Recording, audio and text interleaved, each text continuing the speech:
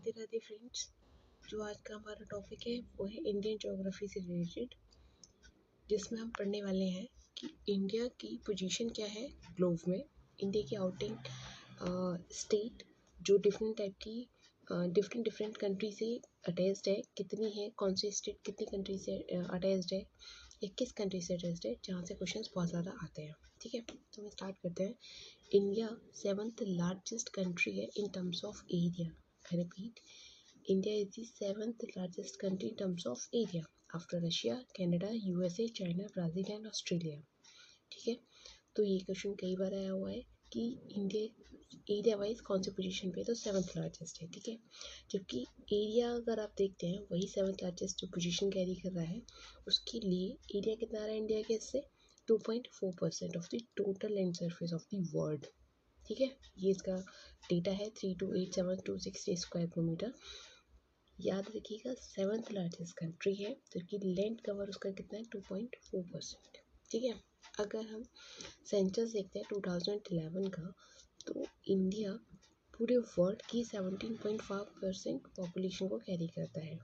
तो land percent जो है वो 2.4%, जबकि पॉपुलेशन परसेंट कितना है 17.5%। ठीक है, अब अगर आगे आप देखते हैं इंडिया की जो टेरिटोरियल लिमिट है टुवर्ड्स दी सी, तो वो होती है 12 नॉटिकल्स माइल्स। ये डेटा आपको याद रखना है, 12 nauticals miles from the coast. 12 nauticals miles जो इक्वल होता है 21.9 किलोमीटर, तो समथिंग अराउंड 22 किलोमीटर इतना लाई करता है। इसका मतलब क्या है, मैं आपको समझाती हूँ। ये इंडिया का मैप मैंने बना रखा है। अगर आप UPPCS या UPSC की तैयारी कर रहे हैं तो आपको इंडिया का मैप बनाना आना ही चाहिए। तो वही मैंने बना रखा है। जैसे कि इंडिया की टेरिटोरियल है, तो इसके अगर आप आगे जाते हैं यहाँ पे, तो वो कितना होता है 12 नॉटिकल माइल्स तक वो इंडिया के हिस्से आएगा। मतलब उस एरिया में पाए जाने वाले मिनरल्स रिसोर्सेज वो इंडिया यूज़ कर सकता है विदाउट टेकिंग एनी परमिशन। ठीक है, अब अगर आप इंडिया की लेंथ देखते हैं, मतलब इंडिया की वेस्टर्न मोस्ट पॉइंट से ईस्टर्न मोस्ट पॉइंट तक जाते हैं, तो जो डिस्टेंस है वो है 2933 किलोमीटर। ठीक है, क्योंकि नदर मोस्ट पॉइंट से सदर मोस्ट पॉइंट तक आते हैं तो डिस्टेंस है 3214 किलोमीटर। ये एक जो डेटा है वो अप्रॉक्सीमेट डेटा है। ठीक है, तो अगर एग्जाम में क्वेश्चन आता है तो उसके राउंड ऑफ में नहीं आएगा, आप आराम से टिक कर देंगे।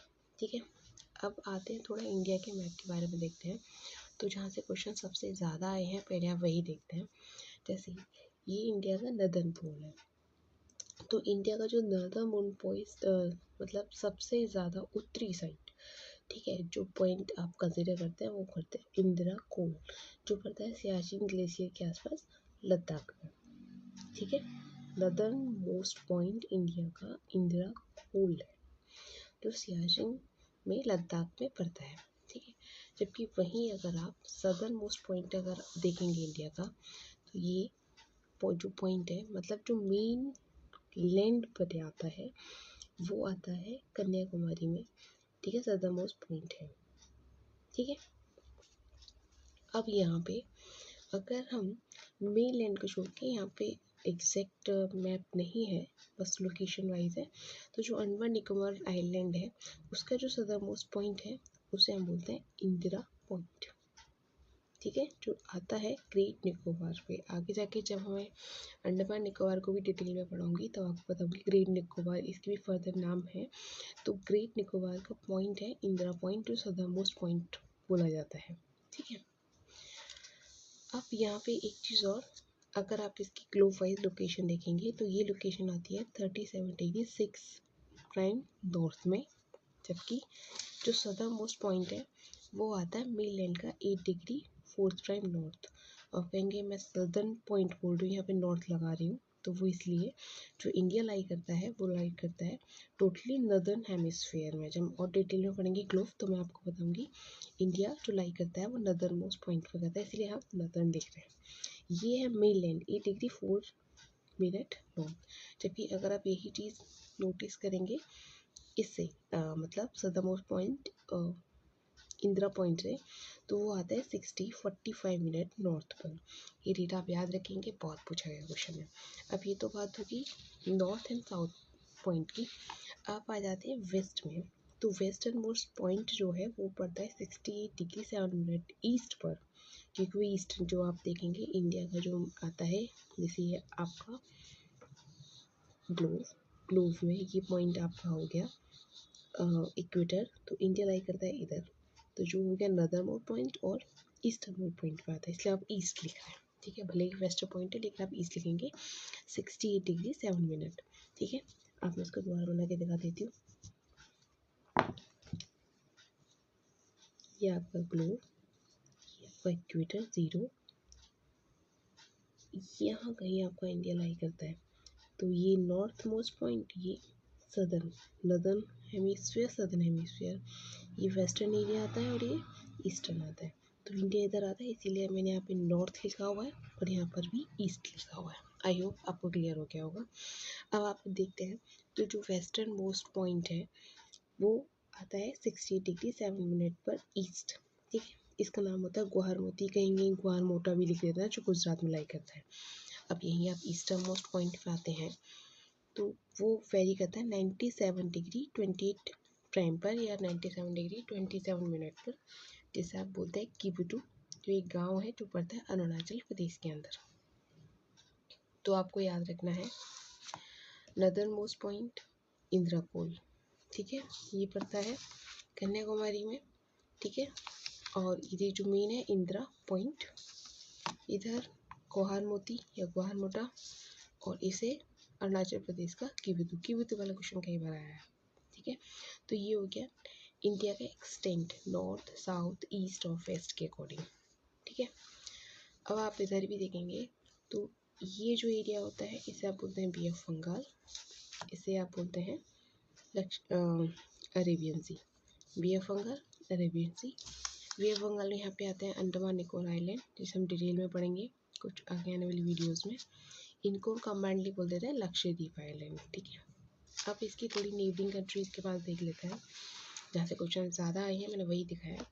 तो इस एरिया में आपका पड़ेगा पाकिस्तान, यहाँ से बहुत छोटी सी बाउंड्री टच होती है, वो होती है 106 किलोमीटर अफ़गानिस्तान। इधर आपका होता है चाइना, इधर आपका होता है नेपाल, ये हमारा सिक्किम के बाद साइड में भूटान, और इधर आपका आता है म्यांमार, ठीक है। और ये है आपका बांग्लादेश। अच्छा, ये क्वेश्चन कई बार आया, इंडिया सबसे ज़्यादा बाउंड्री किस कंट्री के साथ शेयर करता है, तो बांग्लादेश है, वो 4096 किलोमीटर है, जो मैं आपको आगे बताऊंगी, ठीक है। अब देखिए जो क्वेश्चन यहाँ से बार बार आए हैं, यहाँ पे आप थोड़ा इस एरिया में फोकस करिएगा। तो ये हमारा सिक्किम है, अगर आप इस सिक्किम को देखेंगे तो उसकी एक साइड भूटान है, एक साइड नेपाल है, और इस एरिया में चाइना है। तो हम कह सकते हैं जो भूटान है वो शेयर करता है बाउंड्री 3 कंट्रीज़ के साथ, कौन कौन सी, चाइना, नेपाल और भूटान। वो इसी में यहाँ पे अगर हम ध्यान से देखेंगे तो एग्जाम्पल यहाँ पे आपको कन्फ्यूज करके कर सकता है, आपसे क्वेश्चन पूछ सकता है, ठीक है। तो सिक्किम ऐसी स्टेट है जो 3 कंट्री के साथ बाउंड्री शेयर करती है, नेपाल, चाइना और भूटान, ठीक है। अब थोड़ा इधर आते हैं, इधर तो आप इधर देखेंगे ये हमारा है वेस्ट बंगाल, वेस्ट बंगाल की इधर है क्या, पूरा बांग्लादेश, ठीक है। अब इधर देखेंगे आप तो जो वेस्ट बंगाल इधर तो बांग्लादेश से शेयर कर रहा है, ठीक है। इधर ये थोड़ी सी बाउंड्री नेपाल के साथ भी शेयर कर रहा है, ठीक है, और इधर थोड़ी सी बाउंड्री भूटान के साथ। तो सिक्किम के अलावा वेस्ट बंगाल भी ऐसी स्टेट है जो 3 कंट्री के साथ बाउंड्री शेयर करती है, कौन कौन सी, नेपाल, भूटान और बांग्लादेश, ठीक है। तो यहीं पे हम कंफ्यूज ना हो जाए, इसलिए ध्यान से देखिएगा। सिक्किम शेयर करता है नेपाल, भूटान और चाइना के साथ, क्योंकि वेस्ट बंगाल शेयर करता है नेपाल, भूटान और बांग्लादेश के साथ। आई होप ये आपको क्लियर हो गया होगा, ठीक है। आप आगे आता है तो इधर आप देखिए ये एक स्टेट है जो है त्रिपुरा, ठीक है। तो त्रिपुरा 1, 2 और 3 साइड से एक ही देश से सराउंडेड है, वो कौन सा है, बांग्लादेश, ठीक है। तो याद रखिएगा सिक्किम और जो वेस्ट बंगाल है वो 3 कंट्रीज से सराउंडेड है, जबकि त्रिपुरा 3 साइड से एक ही कंट्री से सराउंडेड है, और वो कौन सा है, बांग्लादेश, ठीक है। अब आप इधर देखेंगे यहाँ पे है आपका म्यांमार, त्रिपुरा के साइड में मिजोरम पड़ता है, देन मणिपुर, देन नागालैंड, ये हमारा अरुणाचल प्रदेश, इधर असम, ये इधर मेघालय, ठीक है। आई होप कि आपको क्लियर होगा। ठीक है, अब आगे आते हैं।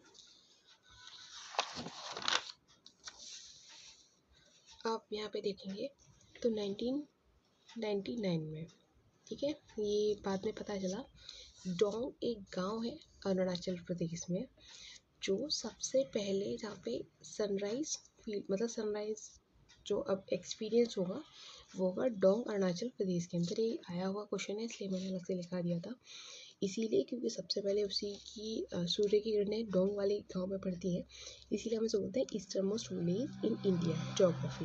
ये बाद में पता हुआ 1999 में। ठीक है, अच्छा एक और कन्याकुमारी जो इंडिया का सबसे सदर मोस्ट पार्ट है इंडिया का, वो वहाँ पे वे ऑफ बंगाल, अरेबियन सी और इंडियन ओशन सी से मीट करता है। ये आप डायग्राम में भी देख सकते हैं, अगर आप इसमें देखेंगे तो ये आपका पॉइंट है, इधर आपका वे ऑफ बंगाल है, इधर आपका अरेबियन सी है और इधर आपका इंडियन ओशन है।